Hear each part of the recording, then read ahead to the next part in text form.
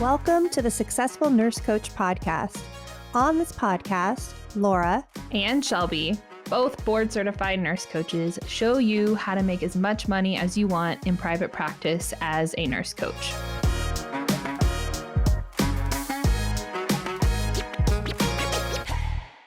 All right, welcome to the Successful Nurse Coach podcast. It is Laura today, and we haven't done this in a while, but I am interviewing one of our master's clients that just graduated a few weeks ago. Her name is Christianne Jensen, and I'm going to give you a little bio on her before I get into the meat of our kind of interview / coaching call / motivational speech for all of you newbies. I think her story is going to inspire all of you, and you're going to see some of yourself in it. But Christianne is a board-certified holistic health and mindfulness coach. She's a certified meditation teacher. She has a master's degree in integrative and functional medicine with a concentration in lifestyle medicine. She opened her health and wellness coaching practice, Love This Life Wellness, in 2022. In her practice, she works with one-on-ones and individuals looking to decrease stress, anxiety, and burnout through mindfulness and healthy lifestyle behaviors.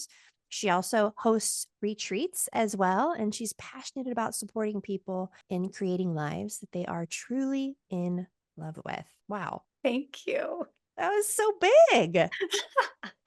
Thank you for that introduction, Laura. And I think how we're going to start it is I want you to get a chance to long form interview. So don't feel like you have to rush, but kind of tell the story, how this all unfolded for you, how the COVID was an instrumental part of this for you, the hard parts, the difficult parts. You were in tears a lot when I first met you. And by the way, I've got to be her coach for 2 years. So I've had I've been riding shotgun, and I feel really blessed to have rode shotgun the whole time. Yeah.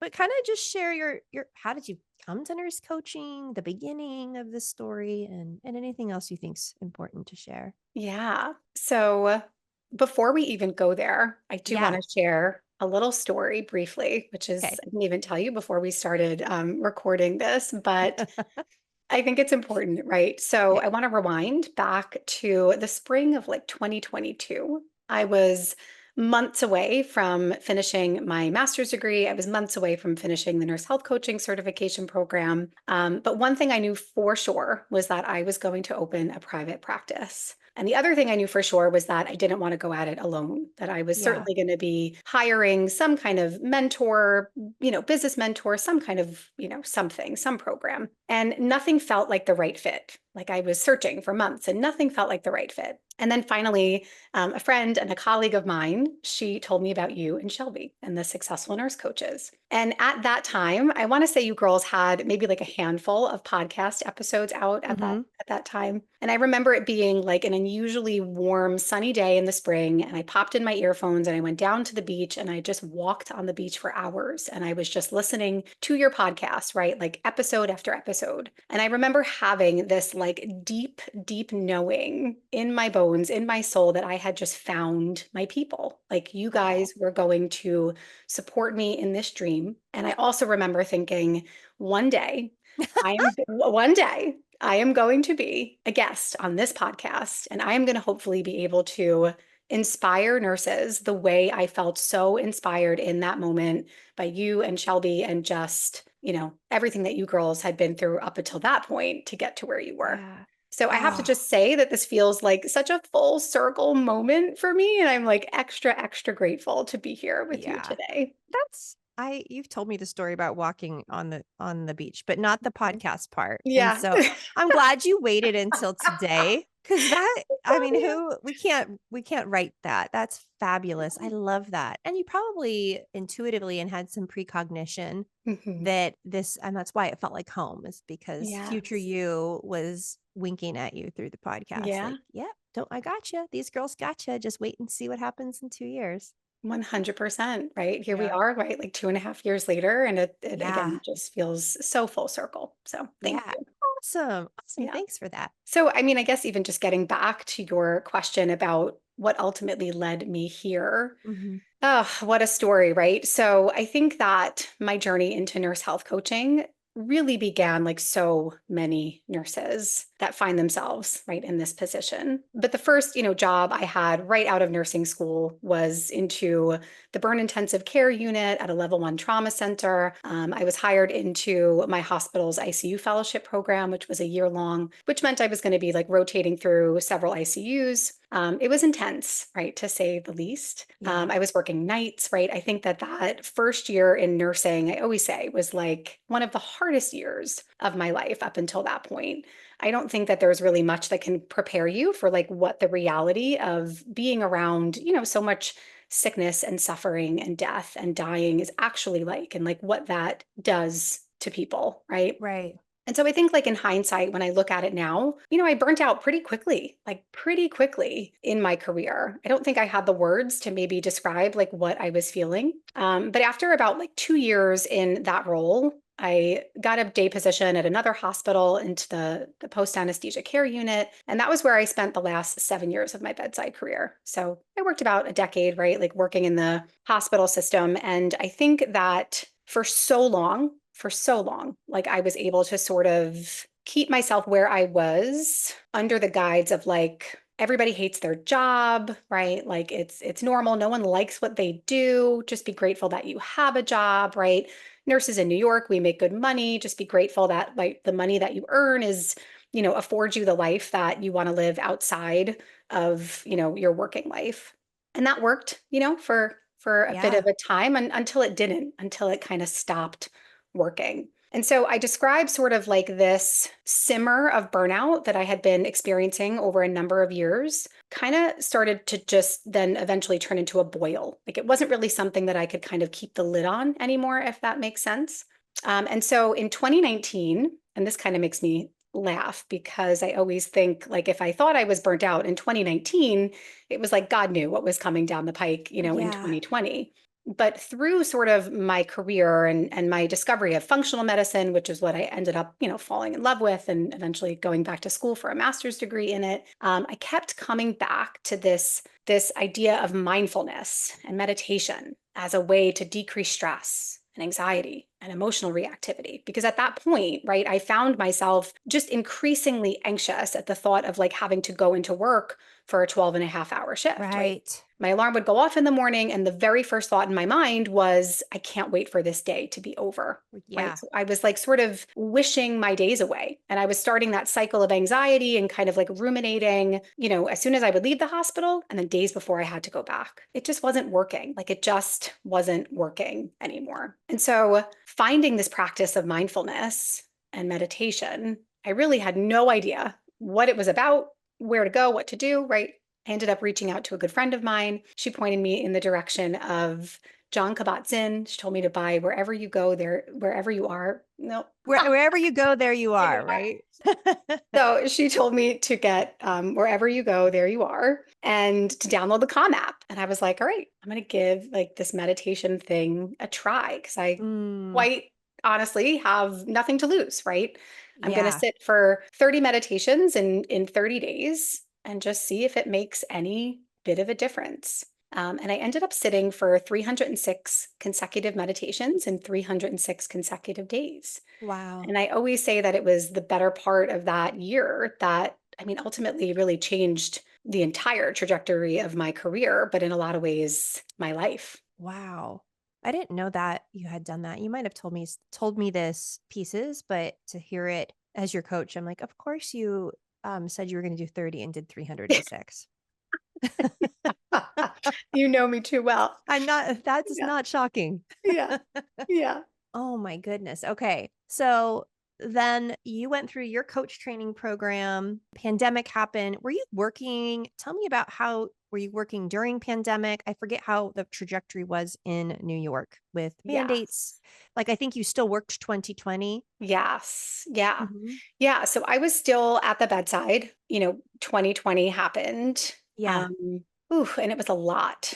It was just like a Yeah. lot all at once. And I really do believe that, God led me to the practice of like mindfulness and meditation for a reason, because that really Right. was like my lifeline during that time. And so I had spent, I would say, 2020 happened. I'm just trying to think of the timeline. It was that summer. So it was like COVID really hit here in New York in that like March 2020, right? And it was intense and crazy. And, by that summer, things had kind of slowed down a little bit. But I think that for me, at least, those months, like working during the pandemic, highlighted two really important things that I would say, like, I always knew, but it just kind of drove the point home for me even more. The first one just being that our medical system is really broken. Yeah. Right. And like, despite the $4 trillion a year that we spend here in like sick care in the United States, we're only getting sicker as a nation. And that's just fact, right? We have some of the worst health outcomes of any developed country in the world, right? Yeah. And so I think it like really underlined that point, which only sort of drove the moral injury that I felt, brewing over the course of my career, working in a broken system, completely out of alignment with my values and the way like I wanted to be able to help people. So there was that point. And then the second point, just being that life is short and it's really fragile. And spending our time like doing anything other than something that lights us up is like just a complete waste. Right. Yeah. So, how was I going to reconcile those two things that I really felt like sort of the pandemic kind of like put the fire under my ass a little bit to kind of figure out like, you don't want to stay a bedside nurse, like, you cannot do this for the next 20, 30 years. Right. But then the question becomes like, what are you going to do? So, it was that summer, it was the summer of 2020. And like I mentioned, I had been really diving into the science of like, functional medicine, integrative medicine. And when I discovered it, right, over the course of years, and the more I learned and the more books I read and podcasts I listened to, I was like root cause medicine. Like this is what I actually thought nursing was going to be, right? And we learned very quickly that it is not, right? We are pushing pharmaceuticals and invasive surgical procedures for things that are primarily driven by lifestyle, right? And so I started to think like maybe there's like a master's program or some kind of higher level degree that I could get in functional medicine. Like let me see what's out there. And so I started just researching and I eventually found a master's program through a school called John Patrick University that was totally online. And when I found the course curriculum, I was like, oh my God, like someone has tailor made a master's program to my interests. Like I actually didn't even think it was real. That's how Yeah. good it looked. And so it was the summer of 2020. I made the decision I was going to go back to school for my master's. And people would always say to me, like, oh, that's great. But like, what are you going to do, with that degree? And I was like, I Yeah. don't know. Like, I'm not sure, but I don't know. Like, I just feel like it's intuitively the next right step for me, right? It was going to take me about 2.5 years going part-time to be able to finish that degree. And then the very first class that I took in my master's program was health and wellness coaching. And I was like, wow, like imagine you could make a living, earn a living doing this, Yeah. like truly spending one-on-one time with people, right? Listening to them, holding like incredibly healing space for people, supporting them and like living their happiest, healthiest, most fulfilling lives. Like I was like, this sounds like a dream, right? So from there, that sparked my interest to say, well, I wonder if there's like anything in the nursing realm that kind of like supports this health and wellness coaching. And of course, that led me to finding that, yes, in fact, there was a board certification, in nursing for holistic health and wellness coaching. Yeah. And so at that point, I thought, all right, maybe this could be like a 5-year plan for me, right? Like maybe this could be something that, I finish my master's, I enroll in the program, the, health coaching program, I pass my boards, I open my practice, all while staying, in the hospital, because that on some level felt like torture, but on some level felt like security, Yeah. right? And I would say over the course of that year, so probably like 2020 to 2021, that was like the first year of my master's program. I describe that time as really like the chasm that I felt like working bedside nursing, just like between me and my patients felt like it was just widening because here I was like learning all of this incredible information Yeah. without really like a vehicle to be able to bring it to my patients, right? It's like, I know this stuff works and here I am, right? Like, again, just kind of like masking your symptoms. It always felt like putting, Band-Aids on bullet hole wounds. Like I was sort of just like a cog in this really broken wheel. And I resented that role, to be honest. I resented the Yeah. healthcare system, but I also like resented the role that I was playing in perpetuating a broken system, right? That's Yeah. like the perfect recipe for feeling morally injured. So as that chasm kind of widened, it kind of became even clearer that like staying in this healthcare system, like just wasn't going to be an option. And so now fast forward 2021, right? We see what's coming down the pike. We know that the vaccine mandate was coming, especially here in New York. They came down really hard, right? Even in my hospital system, they came down really hard. And I describe the vaccine mandate as just being like the straw that broke the camel's back for Yeah. me. It was like the final nail in the coffin of like, I simply can't do this and I cannot participate in this any longer. And so ultimately, I made the decision to decline being vaccinated, which led to me being fired. And when I met you, you were hurt. Tell me about that. Like, tell me, you get fired. Tell me Mhm. about the first few weeks where you don't have a practice yet. It's not up and No. running. Oh, no. You're not going to work. You're home. Oh, yeah. Tell me a little, because I think that there's listeners that are gonna resonate with this, but how did that feel? It was devastating. Yeah.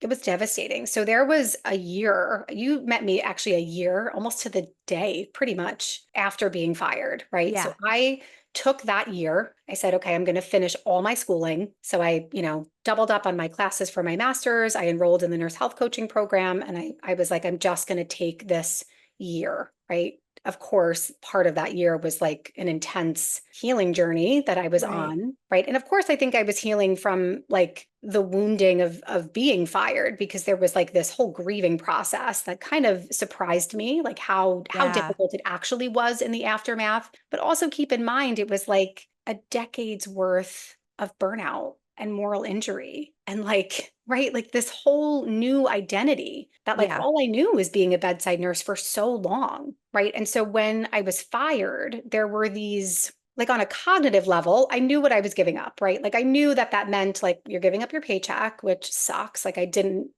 learned very quickly I didn't like the way my ego felt when I wasn't earning money. That was like a Yeah. big thing. Giving up my title, right? I didn't like sort of giving up that part of my identity, but I knew that's what I was doing. And then also like I knew it meant giving up a lot of like the relationships I had at work, or at least just not seeing those people on like a regular basis, Right.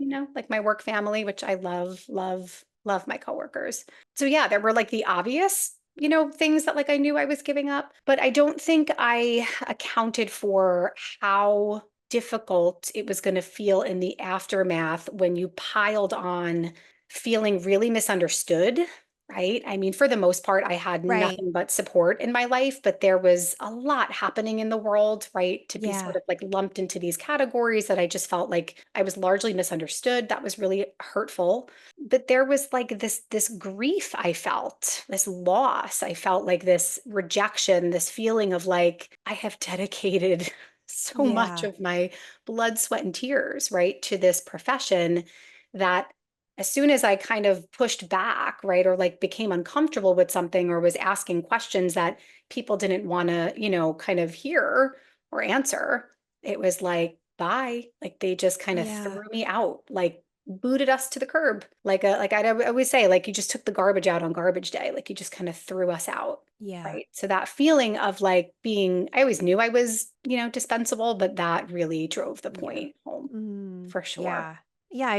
I know.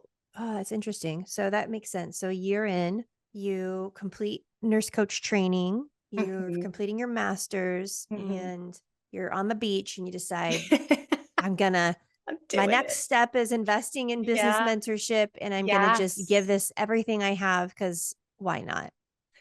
Yeah, I mean, I quite literally was all in. And Yeah. honestly, I mean, I look back on that version of me and I'm like, how did you do that? Like there was Yeah. so much, I mean, faith, right? Like I knew that God had brought me to that point in my life for a reason and that, it was like the ultimate trust fall. Yeah. Like the way I would describe it back then was it felt, and I don't know that I would necessarily still describe it in the same way, but back then it felt like someone took a hand grenade to my career, like, and just blew it up, like, just blew the whole thing up and was like, okay, and now I'm going to blindfold you, tie your hands behind your back, and ask you to like put those puzzle pieces of your career back together. So for so long, Laura, I felt like I was just sort of fumbling around in the dark. It was like I Yeah. knew intuitively, I knew that this was the right path. but it was painstaking, like putting Right. all of those pieces of the puzzle back together. I mean, now here we are 3 years later, and it seems so clear. It's like, oh, that was all ordained, and all of those steps Yeah.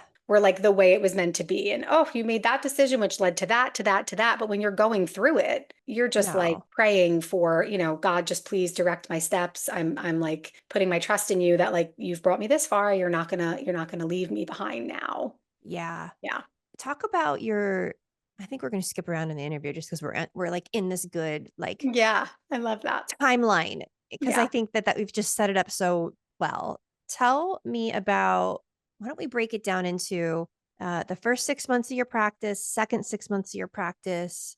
Like let's break it into 4 quarters, like four six Yeah. month, because I think that that's helpful, and I think you could give the qualities and internal experience Totally. of those. So do you want to just share, like, if you think of your first 6 months, you join the mentorship, we tell you to connect and invite, like for the first time.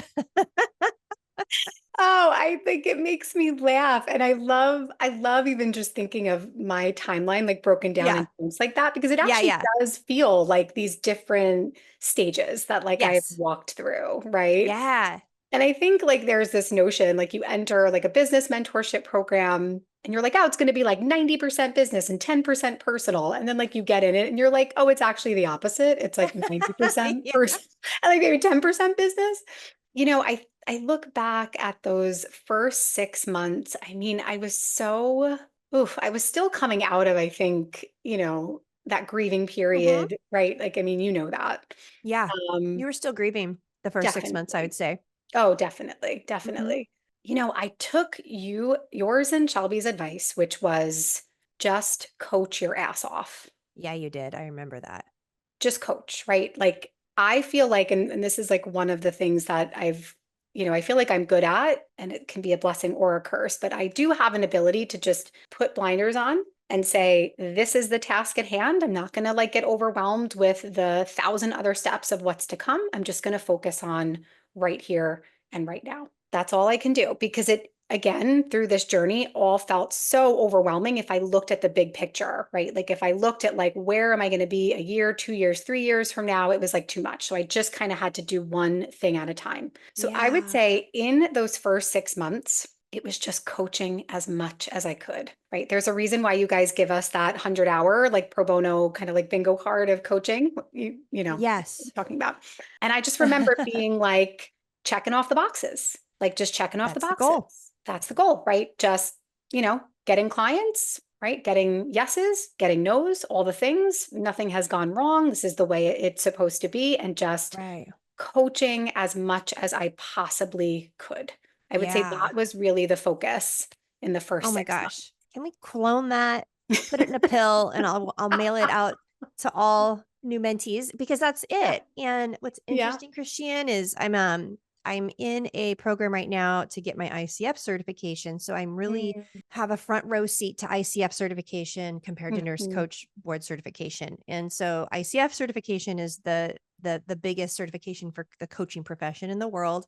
It's Mhm. international. And you need 100 hours to get certified. Nurse Mhm. coaching, you need 60. Yeah. Mhm. And you need 500 hours to be a professional coach through ICF. And Okay. you need 2,500 to be a master coach Mm. through. And I think we come out of CERT, and it's like, if you think of the fact that you probably have 40 more hours of pro bono to go Yeah. before there's some sense of, and I even say more.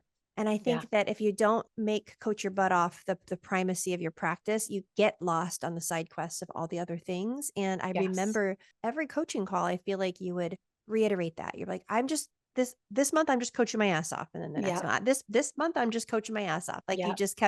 you coached yourself into that point Yes. of view. Yes. At what point did, I can kind of remember, but at what point, if you can remember, did you come up from coach your ass off and move on to a new way of interacting with your business? That's a really good question. So it probably happened, I would say, around that year mark, right? Yes. Yeah. Because I think that in that first year, there is so much to learn, right? Like we Yes. are, and I have to also say, like working bedside nursing for whatever, 9, 10 years, like arguably an expert at what I did, right? Like I could have like recovered a patient from anesthesia with my eyes closed, right? You move into this new role and you are a beginner, like you are Yeah. brought way back to the beginning, and it is humbling. You forget, right? Like you forget what it actually feels like to be a beginner. You're not only a beginner Yeah. though in the coaching sort of, realm, but as a business owner,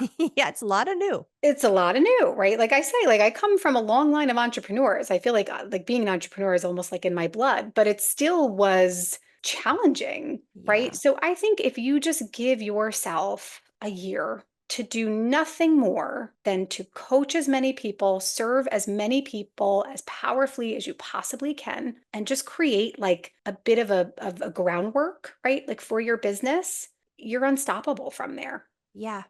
Just Yes. knowing the systems, getting the things in place. Like, and you don't need to have that all. Like, you're not just going to open your practice and like make a perfect Instagram and put up a website and know your niche. It's just not going to happen. So, there No. is no point in trying to rush that process. Like, you have to give it time. There's no substitute for time, for Time and sure. butt in the coaching seat. Time and hours. Time and Yes. hours. Yeah. Okay. So I feel like, how many paid clients did you have your first year? Oh, that is a good question.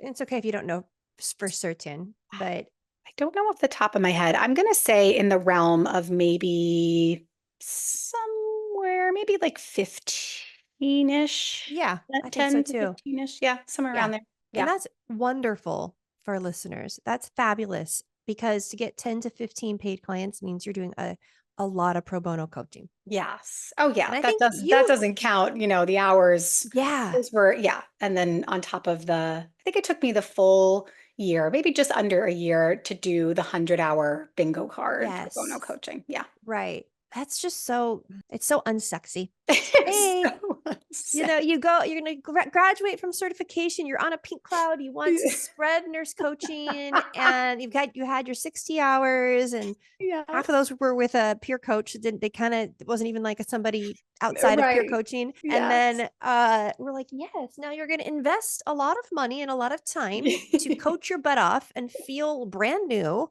Yeah. Yeah. And yeah, that's it. So it's like, how can we normalize the unsexy, the mundane, Mm, the falling in love with the pursuit of that 100 hours? How can we make that just the focus yeah. and that it's enough and it feels good and that Yes. marking a box off means that you're getting closer and closer and closer to these bigger ideas instead Yeah. of perseverating over, oh, my marketing's not working. Oh, I got to work on a Yeah. TikTok. I really want to do like 9 TikToks a week. It's like Yes. not important. It's not important. It's not important, right? So you joined Masters and give me the first half of Masters. I think we had our retreat pretty early into your Masters, but Yes, we did. then tell me your next 6 months because a lot Yeah. happened then, but I feel like the back end 6 months is going to be Yes. exciting. So give me that Yeah. front end 6 months. Yeah, sure. So I think that even just reflecting and thinking about, year one versus year two, I was always so impressed. I felt like, all of my peers, like in my year one group, they had this like incredible ability to like dream big. And I would be like, is something wrong with me? Like, why don't I have these like kind of bigger goals and aspirations? Like why am I not kind of setting my sights bigger? But I do realize now in retrospect, it's like we said, it just my sole focus was to coach as many hours as I possibly could. And Yeah, so when I got into year two, which happened back to back, like I finished August, right.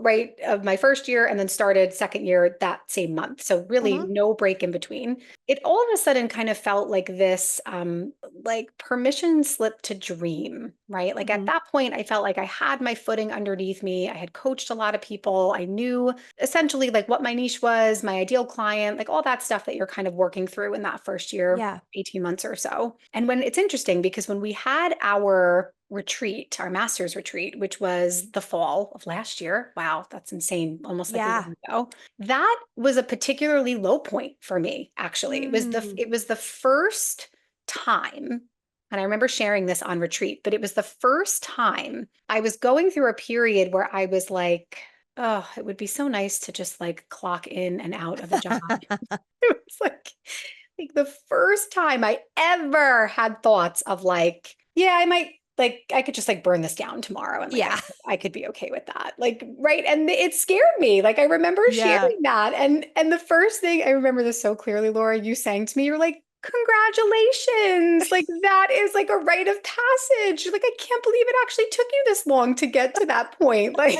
Yeah. you're like, nothing's gone wrong. Nothing's gone Yeah. wrong. So and you always kind of frame it too, which I always appreciate this. You've done this for me for the last 2 years of like, pay attention to like the ebbs because there's a flow like on the other side of that. Like Yeah. if you can just hold on, you'll see like it is very cyclical. And I have noticed that, I mean, especially in hindsight over the last 2 years. Yeah.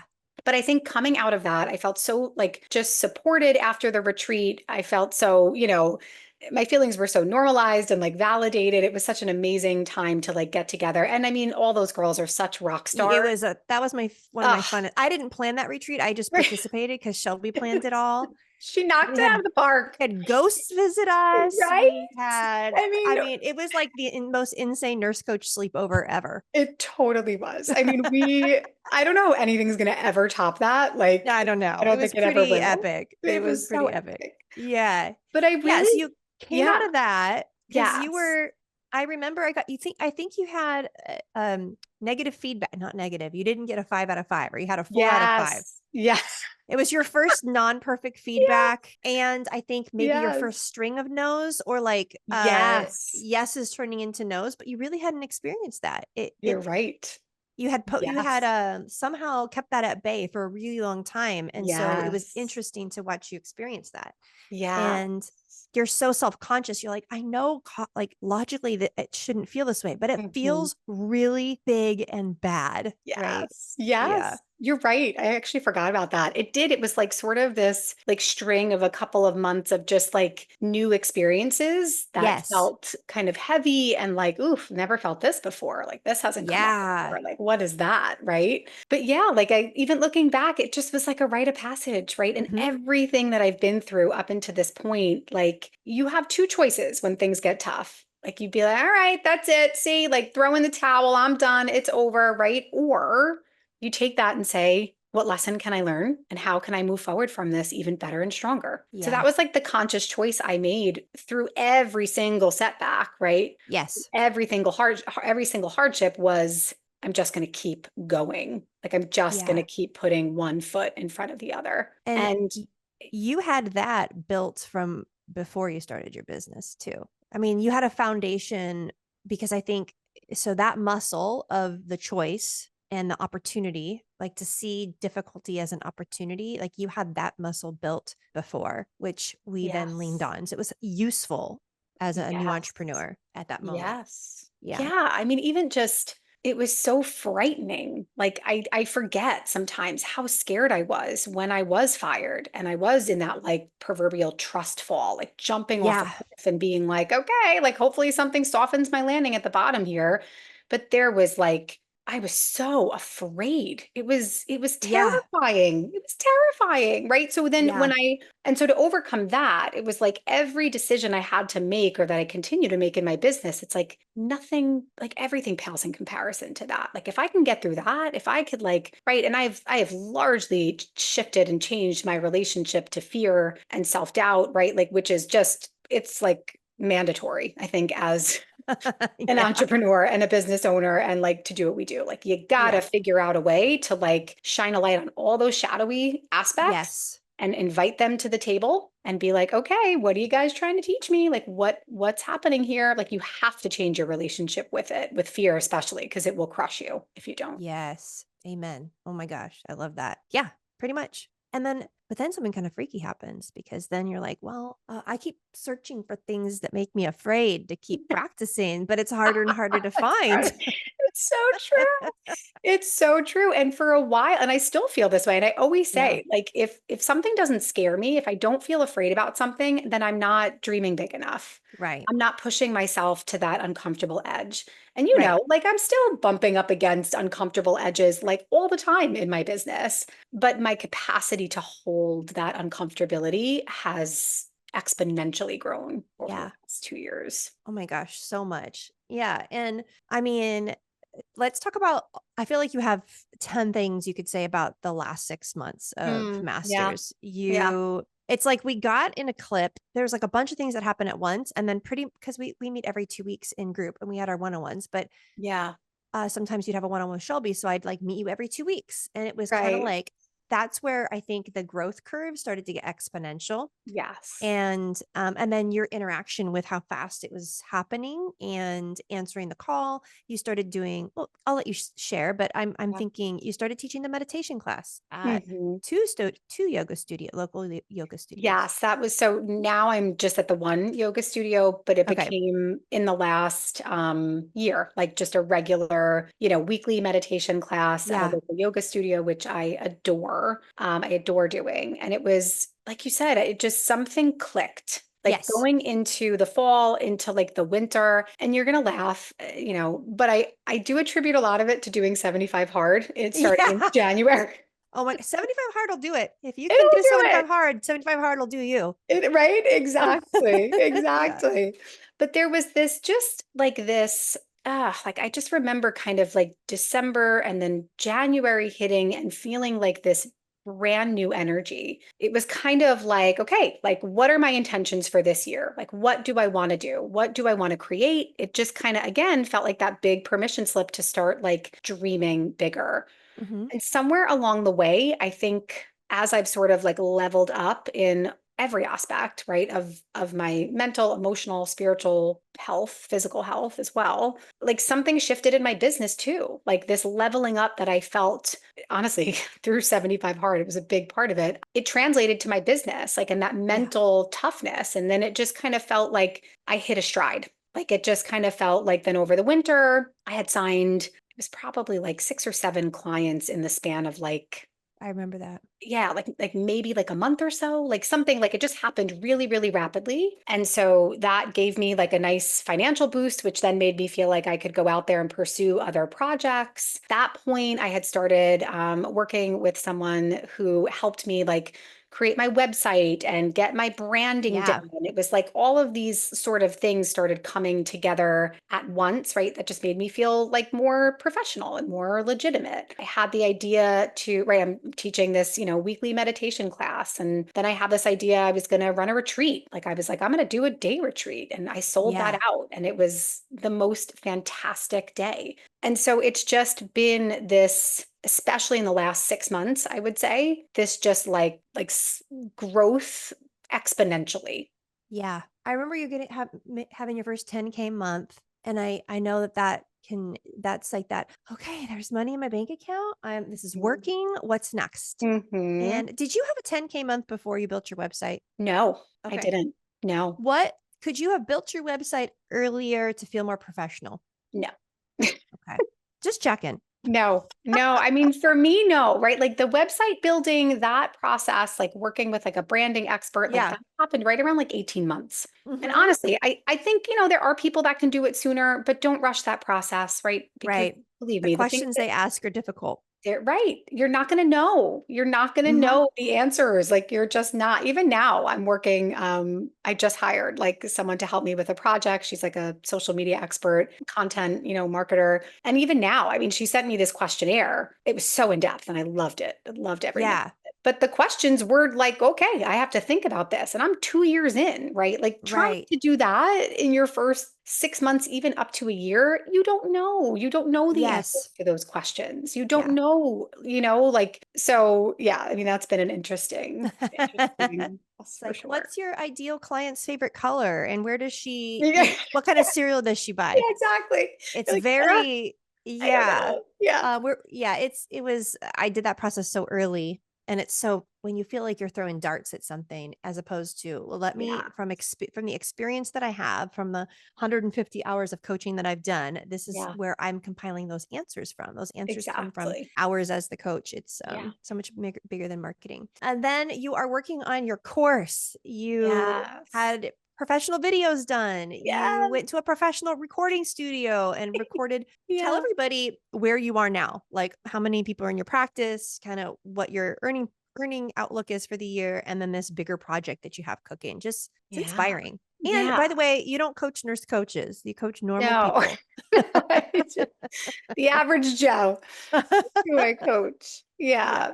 So my practice is essentially full. I have maybe one spot available and one more spot that will open up at the end of this month. But my practice is currently full. I am working on such an exciting project, which is my meditation course that talk about bumping up against uncomfortable edges. I had this idea that it would be fun to record some of my meditations. And then that kind of led me into this idea of like, I want to create a course with that, sort of 2019 version of me in mind. What would I have found the most helpful? Right? What would I have like loved to have learned back then? What do I teach my clients? Right? What am I kind of saying over and over again? What Yeah. can I put in like a course form that would just be able to serve people, like make the most impact. So Yeah. yeah, like I, hired a videographer and I went and did a whole like video shoot. And, again, like that, I always say this, but it's like, when you set your intention for expansion and you truly are like on this road of entrepreneurship and, I mean, this even goes for like hosting workshops, Yeah. like, I mean, all the things, like things that you're like, oh, I could never do that, or like that would scare me so much. It's like those things become kind of common. Like I could do that in my sleep, right? But then there's always Yeah. then the next thing that you're like, okay, this feels really challenging. And Yeah. so as I've like had bigger financial months, signed more clients, started this new project, really trying to kind of like see, okay, like what is the next year to 2 years in my business look like, Mm-hmm. right? There are growing pains associated with that, right? Kind of Yes. like champagne problems a little bit, but there's still, you still are bumping up against those uncomfortable edges of imposter syndrome. Am I good enough? Am I worthy? Right? Like all of these things that have to come from within you. Like if you're searching Yeah. for external validation, it'll never be enough. You'll never make enough money. You'll never have enough letters after your name. Like that, it just never will. When Yeah. you turn that into, I am inherently worthy as I am, right? As just a child of God, fearfully and wonderfully made in his image, there's like nothing that can stop that. Different way of living. Yeah. What are you most proud of? I ask you this a lot. I think I asked you this more than any other client I've ever asked, but I Ah, like you to tell me and I like to hear you say it. And I think that it's good to hear yourself say it. yeah. There is so much. Ah, Laura, there's so much I'm proud of. I think like the first thing that comes to mind when I think of what I'm just the most proud of is my healing journey. Like how I have taken essentially something that had the potential to like bury me, right? Like emotionally, mentally, and I have like turned it into one of the greatest things that could have ever happened to me, Yeah, right? I'm absolutely. so proud of that. Beautiful. Oh my goodness. Such a good story. And like, we'll have you back in a few years so you can give us an update. Yes, I would love that. Yeah. I mean, here's the thing. What's so cool is we're going to have nurse coaches in private practice, 5-year stories, 7-year stories, 8-year Yeah, stories, where when I started, there was no stories. yeah, There was no like there was no successful earning, none yeah. nurse coaches. It was like the 4-minute mile had not been ran. And we Yes, were all just like, I think we can run. I mean, I think yes, I'm running. I'm not sure. And now, like with your story and people coming behind now with Nurse Life Coach Academy too, it's like new grads are going to have people and stories like yours that are placed 3 to 5 years out. And yeah, it's like, oh my gosh, well, if Christianne could do it, yes. maybe Oh, I can too. absolutely. Yeah. Yes. Because watching you guys, like you are like pioneers, you and Shelby, right? Like for all of the nurse coaches that have come before us, like this is a relatively newer field, right? And I Right. know in my heart that like fast forward 5, 10 years from now, like we are the future of healthcare, Yeah. 100%. I think that if people are just willing to give it time, I would also say like, don't go at it alone. Like, there's Yeah. no reason to go at it alone. There is no possible way on this earth I could be as far as I am Yeah. today without your guys' support. That's it. Done. Yeah.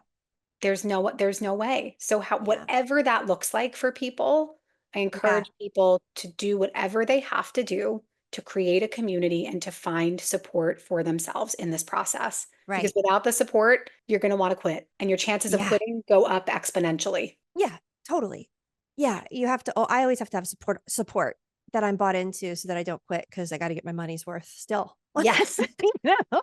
It's really Yeah. helpful.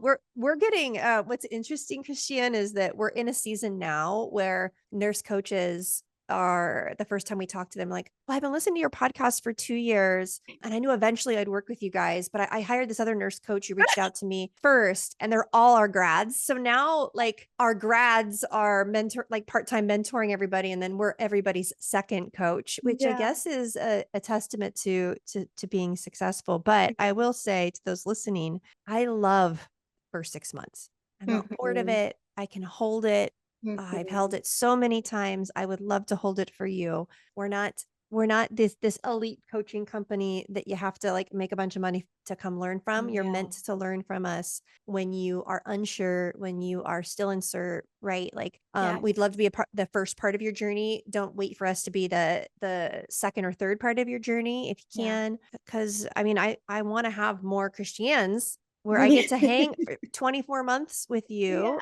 and to see it's so fun. Yeah. What about we were going to talk about self-love because self-love and we're almost at time. But Yeah. self-love is a big part of your messaging. Like when you just so Mhm. that people know, when you think, how do you describe your niche? You've done so much niche work now. Like how do you describe your niche now? Like what has it distilled down to? And I don't know if you have self-love as a part of it, but I know Yeah. inherently that's part of it. Oh, 100%. I mean, that's weaved into like every facet of my Yeah. coaching because it's foundational, right? I believe Yeah. that self-compassion is like the antidote to every negative emotion out there. Yes. And I mean, I work primarily with people looking to decrease stress, anxiety, and burnout, right? We do that through mindfulness, meditation, through healthy lifestyle behaviors, right? I really describe the process of mindfulness as like getting you back into the emotional driver's seat of your life, right? So that you can truly create a life that you are in love with. Right, Yeah. being your happiest, healthiest, most fulfilled version of yourself. And so,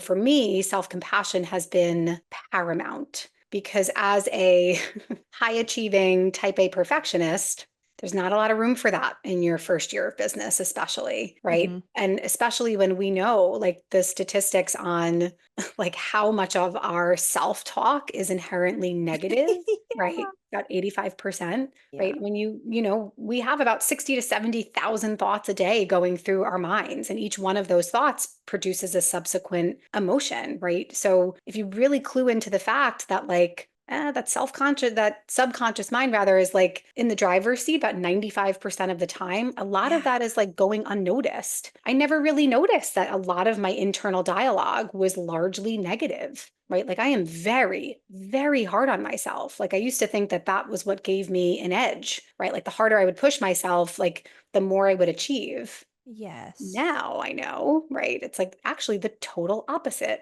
Like Right. the more grace I can give myself, the more compassionate I can be with myself, that's what moves the needle forward, right? Mm. Like that self-compassion piece. I'm like so obsessed with the work of, Dr. Kristen Neff, Dr. Christopher Germer, right? They wrote the book on mindful self-compassion. Mm-hmm. And without my mindfulness discipline, I never would have even touched the realm of self-compassion, right? But I think that it is this natural progression, right? When we learn to be mindful, that Yeah. we then get to see, like kind of observe ourselves from that like neutral third party perspective. And we can actually examine our thoughts without getting caught up in our thoughts, right? And see Yeah. that like, ooh, I am not kind to myself, Right. right? So I think getting that piece as like a foundation is huge. And I've asked this Mm. question probably hundreds of times at this point, for people, anybody I work with, on a scale of 0 to 10, how self-compassionate are you? 0 being no self-compassion, no self-compassion, 10 being the most. I mean, most people laugh at that question. Some people even have to have me define that because they're like, what does that even mean? But nobody gives themselves above like a 4 or 5. Like Yeah.